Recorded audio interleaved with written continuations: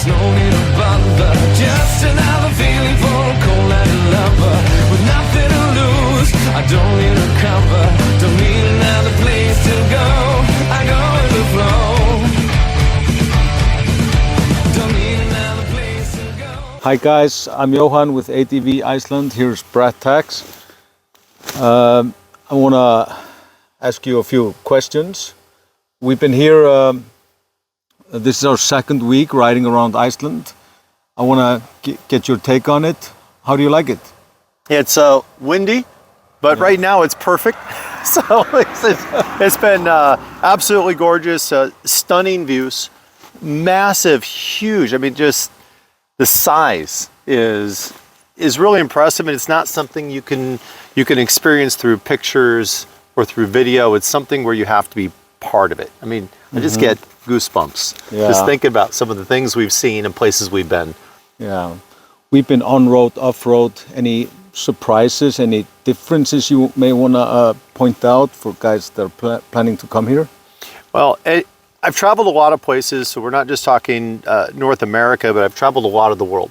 And the one thing that I've noticed most unique, there's definitely a lot of rock, there's some sand, that's pretty consistent. I haven't run into any mud, the traction's been fantastic, but definitely because we've had the opportunity to get onto F-roads, and F-roads are basically they're backcountry roads where you're not really supposed to bring or not allowed to bring any rental bikes or rental cars, and we've had a chance to experience a lot of those. On those roads specifically, we have done water crossings like I've never done before. And I've done water crossings in Alaska and things like that, but these are big, they're wide, they're deep, they're frequent. That really stood out to me. But other than that, the rest of it's been very enjoyable, very rideable, as long as you're okay with some sand, not deep sand, not like a desert, but like sections, small sections, and definitely rock. I mean, it is a volcanic island. So of course we're going to have a lot of rock out here. Yeah, you probably noticed there hasn't been mud. There's been no mud. Yeah, in the spring and early summer when the roads are muddy, we close them down. So we make sure we don't ride them because we would destroy them. We just wait until the season starts and the roads are okay to drive.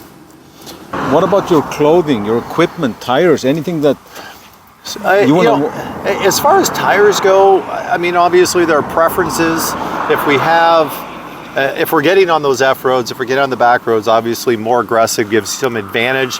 But honestly, I think if you're a skilled rider, I don't think there's anything we couldn't have done on any tire. It's going to change your pace. It might change your difficulty, but I think anything you're on, if it's holding air, if it's round, you're going to be able to do the things we've done. As far as riding gear goes, I generally, as a general rule, I don't wear black and I don't wear Gore-Tex, built-in Gore-Tex suits. Iceland is an exception. I will take all the heat I possibly can because I come from a very warm climate. And at home right now, it's around 40 degrees Celsius. For anybody else, that's like over 100 degrees. That's home. So coming down here where we've been riding, this is August, and we've been in temperatures basically down into the mid 50s and up to the 70s, but most of the time low 70s maybe. And so that's been kind of chilly for me. Depending where you're coming from, you want to keep that in mind. Definitely layers are always going to be my recommendation. Have a base layer, and this is definitely an environment where you could bring a suit that is made of Gore-Tex and such. Yeah, and the base layer to not to use synthetic, something like merino wool or that helps. Yeah, absolutely. Helmets, helmets are worth mentioning. If you ride in an adventure helmet, my recommendation is leave that at home and bring your best touring helmet. You wear a modular. I chose to bring a Shoei RF14, which is just a traditional full-face street helmet. Very good ventilation. I brought a tinted visor and a clear visor, or if you have a drop-down, definitely worth it. I've been wearing the tinted visor the full time. It's even when it's not sunny, it's bright. But the wind, I mean, there's a lot of wind. The full-face helmet it's better here because it's more silent because of the wind. Less neck fatigue.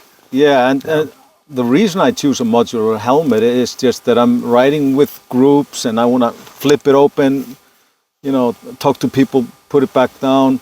A lot of times I wish I had a full face one, but a touring helmet, regardless of if it's a modular or not, a drop-down sun visor is good. The sun is not up there, so you don't need that beak as a cover for the sunlight. The sun is usually very low, and it goes directly into your eyes. So being able to drop that down is very nice. And silent. And make sure it's closed underneath. Oh, yeah, definitely. Yeah. You will get wind that comes up the chin.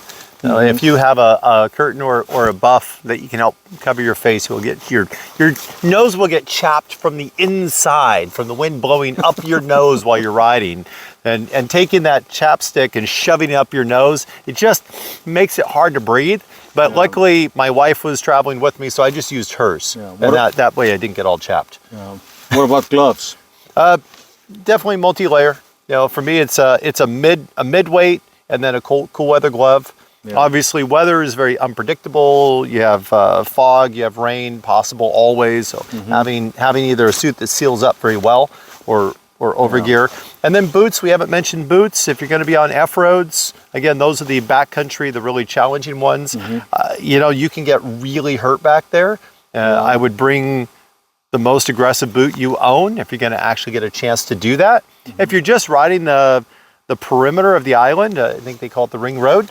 Yeah, Highway 1? Yes, it's primarily paved. There's a couple detours you might take that are hard pack, easy gravel. So just any road boot or at least an adventure touring boot is probably a really good option for that. Yeah, and speaking of the Highway 1, if that's a lot of miles. When you're selecting a tire, you may want to use a knobby tire, but just keep in mind a whole circle around the island with some.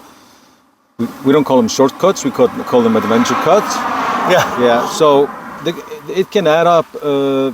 Your tire will wear, you know. Maybe it's good for the whole trip, but something to keep in mind. But I think that has to do with the you know, when you're doing a rental. Yeah, it depends what's available. What are you going to pay for? I don't know. I haven't talked about what tires they can put on the bike. Yeah. I assume if I'm renting, I'm going to get whatever they roll out of the shop and they hand to me, and that's what I'm going to ride. And again, here you can only ride those roads if you have a guide from the rental company or if they've authorized it, usually on some kind of a guided trip or tour. Yeah. Otherwise, you can't go on those roads anyways. And that's an important thing, guys. Don't come out here and then take that bike where it's not supposed to be. It's going to be really friggin' expensive to repair it, because I've seen what things cost here, and don't do that. And then also, certainly if you do get onto any kind of a side road, don't get off the paved marked road. It's an area that doesn't recover quickly. And if you do get off the road and you tear up the grass or you tear up any vegetation, it's going to be there for a very, very long time, and maybe longer than you're alive. So don't take that. Respect the island. Yeah. What about cost, food, that type of stuff? We've been sticking to grocery stores and cooking when we can. We've been carrying bars with us, eating on the road. Food is expensive, especially if you're going to the tourist locations. It's going to be really expensive. Or if you can smaller grocery stores. Yeah, go to the smaller stores, the smaller restaurants that are off in the smaller towns, off of the main road. It's going to help, but expect, certainly coming from North America, expect some sticker shock. My recommendation is bring a card with a lot of room on it, and don't bother looking at the price, until you get home. Just, go to the places where they're more affordable, and, for some people that's not an issue. They don't care. For others, it's more of a budget. So, and this again comes back to your website, where you have a collection of resources, and that way you can plan a trip if you're more budget restricted or orientated, or if you're if you just want luxury and cost doesn't matter, then you can go to the really nice places and still catch those things that are most important, like the motorcycle museum, which we went to yesterday. It was fantastic. So places like that are very affordable for anybody. Do you want to go to the local swimming pools? I got the network of them. are the roads closed or open? You can check that out. The weather forecast, all those information you can find on our website. Yeah. So The only other thing I would say is, look at time. You can blow around the whole island in 4 days if you wanted to, but you're not going to see much. too fast. When you look at the map, it looks like there's towns with little towns in between. That's a lie. They have one city and they have a few other towns, and everything in between is like nothing. You're not going to find little places to stop or fuel or rest stops or a tree to sit under. There's really nothing there. So you really do want to plan those stops on those larger cities. I think you guys call them. Yeah. But some of these are just little small populations. Some people would like to travel and use the camping sites. That's an option too. Yep. Yeah. Perfect. All right. Thank you for taking your time. Yeah. Hope you guys make it out here. It's worth the trip. Use the website as a resource. And whether you go on a guided tour or whether you come on your own, it's a great experience. It's safe. It's something you can do in a pretty short period of time, including your flight time on a week's vacation or certainly in less than 2 weeks. See you guys in Iceland. Thank you.